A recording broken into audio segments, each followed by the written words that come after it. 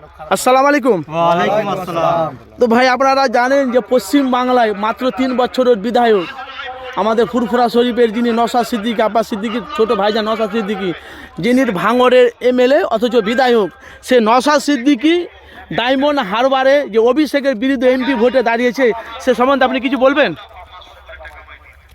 নওশাদ সিদ্দিকী যে ডায়মন্ড হাওয়ার অভিষেকের বিরুদ্ধে দাঁড়াবে, আমার তো মানে 100-র মধ্যে 99% নওশাদ সিদ্দিকী ভাইজান জিতবে। ওইখানে মানুষের যা আবহাওয়া, আর এই চোরেদের কাছ থেকে কেউ থাকতে চায় না। এই মমতা প্রচার করছে যে জব কার্ডের টাকা দিচ্ছি, তাদের সুপারভাইজারগুলো কার্ড বানিয়ে নিচ্ছে, 4000-5000 টাকা করে ঢুকিয়েছে, 1700 টাকা করে নিচ্ছে। এই তো প্রত্যেকটা নেতা কর্মী সবাই তো দুর্নীতি যুক্ত, আর প্রত্যেকটা মানুষ নওশাদ সিদ্দিকী চাইছে তার আদর্শ, তার কথাবার্তা, তার চলার সবটা দেখে মানুষ কি হিন্দু কি মুসলিম কি প্রত্যেকটা ধর্মের মানুষ নওশাদ সিদ্দিকীকে চাইছে। আগামী দিনে নওশাদ সিদ্দিকী একটা ফ্যাক্টর হয়ে দাঁড়াবে। আচ্ছা, আমি তার সাথে আছি, কি বলছেন? আরো আগে যাক, আমরা তার সাথে আছি।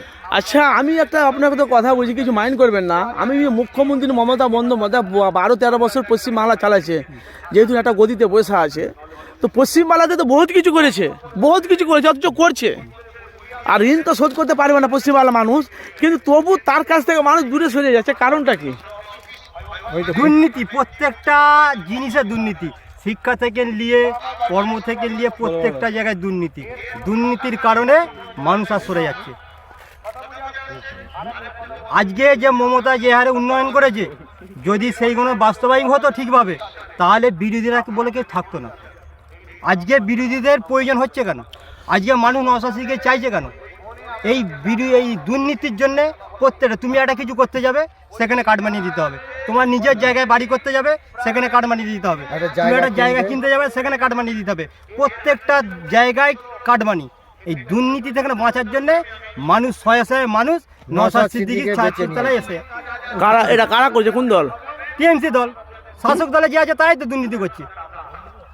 সবাই তো আর এক নয়, সবাই তো আর খারাপ নয়। আপনি তো জানেন, আপনি রিপোর্টার মানুষ, আপনি তো দেখছেন প্রত্যেকটা আপনার চ্যানেলে দেখুন না কি হারে দুর্নীতি হচ্ছে। এই যে শাহজাহান শেখ হলো, এই কত কি ঘটনা ঘটছে, ওইরকম সব জায়গায় মানুষ এবার আস্তে আস্তে প্রকাশ্যই আসবে। সন্দেশখালীতে একটা মোটা টেলার হয়েছে, এরপরে পশ্চিমবাংলায় জুড়ে হবে।